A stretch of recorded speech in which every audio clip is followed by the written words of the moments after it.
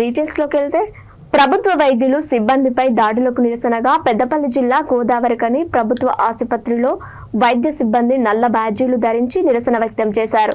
కోల్కతాలో మహిళా డాక్టర్పై అత్యాచారం హత్యకు వ్యతిరేకంగా వారు నినాదాలు చేశారు. విధి నిర్వహణలో ఉన్న వైద్య సిబ్బందిపై తరచూ దాడులు జరుగుతున్నా ప్రభుత్వాలు స్పందించకపోవడం శోచనీయమన్నారు. ప్రభుత్వ ఆసుపత్రుల్లో మహిళా సిబ్బందికి ప్రత్యేక వసతులు కల్పించాలని వారు కోరారు. విధి నిర్వహణలో ఉన్న సిబ్బందిపై దాడులు జరగకుండా కఠిన చర్యలు చేపట్టాలని వారు సూచించారు. వైద్య సిబ్బందిపై దాడులు జరగకుండా ఆసుపత్రిలో బందోబస్తు ఏర్పాటు చేయాలని వారు డిమాండ్ చేశారు. నమస్కారం.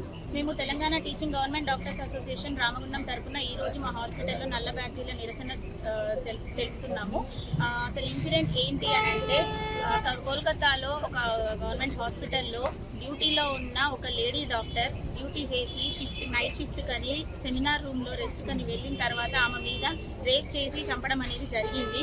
సో అది ఒక ఎస్టాబ్లిష్డ్ హాస్పిటల్లో చాలా ఇయర్స్గా ఉన్న హాస్పిటల్లో అలాంటి దారుణం జరగడం అనేది చాలా బాధాకరం. అండ్ ఇప్పుడు మేము ఈ నిరసన ద్వారా ఏమి తెలియజేయాలనుకుంటున్నామంటే ఇలాంటి పరిస్థితి ఎక్కడ ఎప్పుడు మళ్ళీ రాకూడదు. డ్యూటీలో ఉన్న డాక్టర్స్కి సపరేట్ డాక్టర్స్ రూమ్స్ ఉండాలి, ఫీమేల్స్కి సపరేట్ డాక్టర్స్ రూమ్ ఉండాలి, సీసీటీవీ సర్వేలెన్స్ ఉండాలి, సెక్యూరిటీ ఉండాలి. అక్కడ జరిగిన దాని ఏ కారణాల వల్ల తప్పైతే జరిగిందో అలాంటి తప్పులు మళ్ళీ జరగకుండా గవర్నమెంట్, సెంట్రల్ గవర్నమెంట్ అయినా స్టేట్ గవర్నమెంట్ అయినా ఇన్స్టిట్యూట్ అథారిటీస్ అయినా కొంచెం రెస్పాన్సిబిలిటీ తీసుకొని ఇలాంటివి మళ్ళీ జరగకుండా ఉండాలని చెప్పేసి మేము కోరుకుంటున్నాము. సో ఈ నిరసన అనేది ఇప్పుడు మా డిమాండ్స్ నెరవేరే వరకు కంటిన్యూస్గా జరుగుతూనే ఉంటుంది. నేషన్ వైడ్ ప్రొటెస్ట్ చేస్తున్నాము.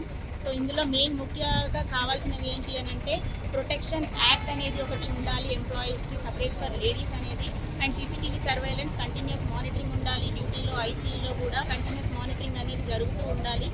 అండ్ ఇంటర్నల్ సెక్యూరిటీ ఫోర్స్ అనేది కావాలి.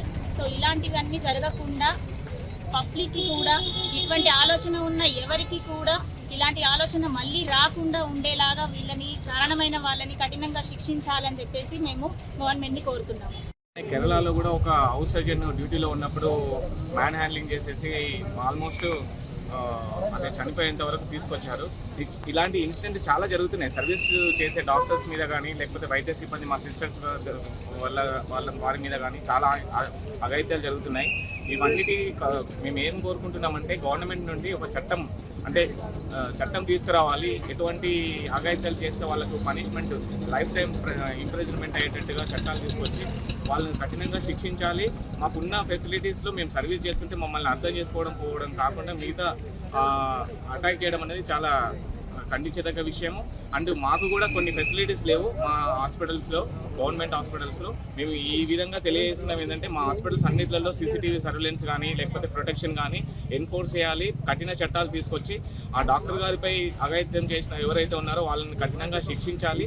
ఎట్లా శిక్షించాలంటే మిగతా వాళ్ళు భయపడే విధంగా, అంటే ఇట్లాంటివి చేయకూడదు, సమాజానికి ఇది మంచిది కాదు, శ్రేయస్కరం కాదు అనే విధంగా శిక్షించాలని మా డాక్టర్స్ తరఫున, మా వైద్య సిబ్బంది తరఫున మేము డిమాండ్ చేస్తున్నాము. అండ్ ఇది ఒకవేళ జరగకుంటే మేము దేశవ్యాప్తంగా నిరసన చేస్తాము. బైకాట్ చేయడానికి కూడా వెనుకడుగు వేయం.